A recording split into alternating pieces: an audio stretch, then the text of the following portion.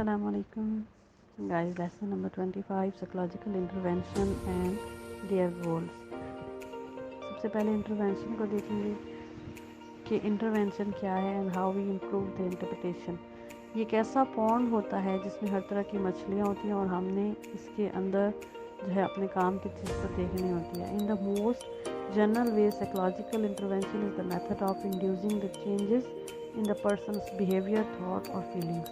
यानी इस तरह से इंटरवेंशन करना कि पेशेंट के अंदर उसके बिहेवियर, थॉट्स और फीलिंग्स उसके इन्वायरमेंट में रहते हुए उनमें चेंज आ जाए.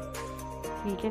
नेक्स्ट है हमारे पास psychologist are involve in the intervention whenever they purposefully try to produce a change in the lives of others. We will consider 3 type of intervention. Number first है promotion of the health. Next है हमारे पास promotion of the health and positive behaviour. Next है preventive psychology, यानी इन risk factors को target करना जो बड़े डिसऑर्डर की वजह बनते हैं, जैसे लो वेट चाइल्ड या children of the depressed mother etcetera. Number 3 है क्लिनिकल साइकोपैथोलॉजी. क्लिनिकल साइकोपैथोलॉजी में क्या होता है कि हम जो है वो पर्सनालिटी डिसऑर्डर को देखते हैं, anxiety, depression, like deal with the big disorder, psychological problems, ये सब इसमें आ जाती हैं. नेक्स्ट है हमारे पास goal of the psychological intervention, यानी इसका गोल क्या है. इसके गोल्स में साइकोलॉजिकल इंटरवेंशन के गोल में सबसे पहला आता है reduce the AIDS risk. Next है the preventive violent behaviour, promote the healthy behaviour, diet and exercise, improve the child's learning in the schools and control the alcoholic abuse, treat the victim traumas, etc. Interventions are used to increase the emotional comfort and decrease the emotional distress. ये intervention जो होती हैं ये emotional comfort को increase करती हैं जबकि emotional distress को रिड्यूस करती हैं या डिक्रीज करती हैं. ये लोगों की सोच को और उनके इन्वायरमेंट को चेंज करती हैं. Improve the people's feeling, change the environment. Next है हमारे पास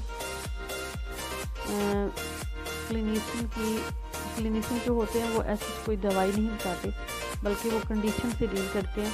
यानी बाज़ लोग जो हैं वो बीमारी के अनहेल्दी बीमारी होती है और बीमारी के बाद वो अनहेल्दी लाइफ स्टाइल जो है वो अपना लेते हैं, तो ऐसे लोगों को वो डील करते हैं क्लिनिशियन. इनके जो क्राइटेरिया होते हैं वो DSM कोर के क्राइटेरिया को मीट करते हुए उनको यूज़ करते हुए क्राइटेरिया को यूज़ करते हुए उनके बिहेवियर को चेंज करते हैं. देन नेक्स्ट है हमारे पास इंटरवेंशन एंड साइकोथेरेपी. इंटरवेंशन और साइकोथेरेपी क्या है.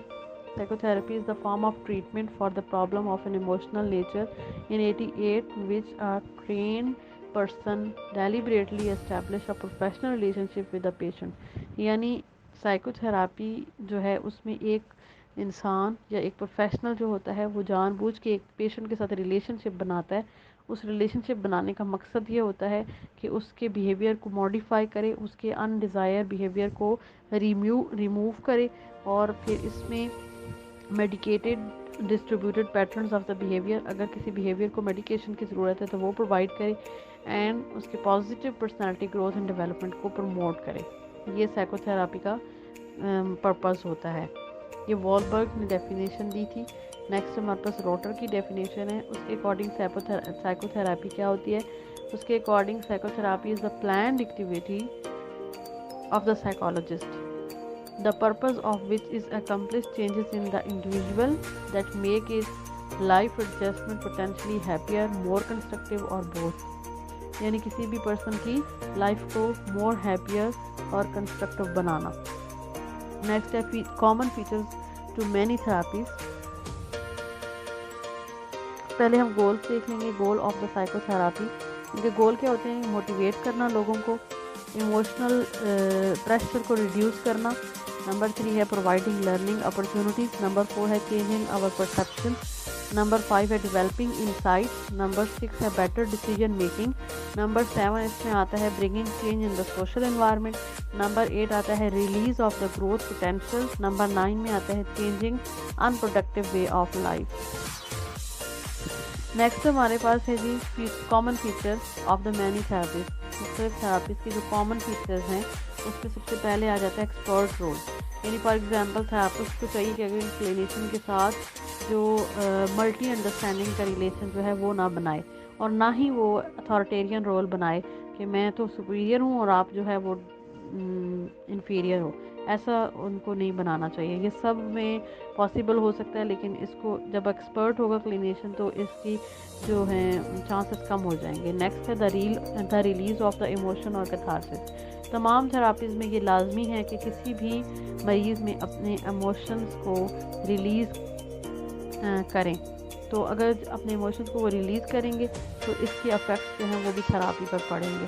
اور نیکسٹ ہے ریلیشن شپ تھراپیوٹک ایلینس، کہ جو کلینیشین ہے اور اس کا جو کلائنٹ ہے اس کے ساتھ ریلیشن شپ کیسا ہے. اگر دونوں میں ایڈجسٹمنٹ ہو جاتی ہے، دونوں میں ایلینس ہو جاتا ہے تو اس کو ایک سکسیسفل تھراپی کہیں گے.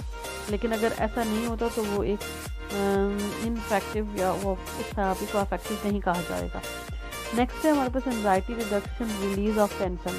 تھراپی کی تعلیم جو ہے وہ ان کے اندر جو بھی باتیں ہوں وہ کانفیڈینشیلٹی ہونی چاہیے ان کے درمیان. یہ بہت امپورٹنٹ ہے جس سے مریض کی انزائٹی کو کم کیا جا سکتا ہے.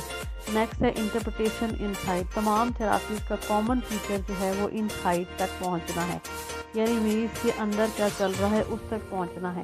نیکسٹ ہے بلڈنگ کمپیٹنس ماسٹری. تمام تھراپیز کا جو مین گول ہے وہ کلائنٹ کو کمپیٹنٹ اور افیکٹو ہیومن بینگ بنانا ہے. اگر آپ کو میری ویڈیو پسند آئی ہے تو اس کو لائک اینڈ شیئر کریں اور میرے چینل کو سبسکرائب کریں اور بیل آئیکن کو پریس کریں تاکہ ہر نئی آنے والی ویڈیو آپ تک پہنچ سکے.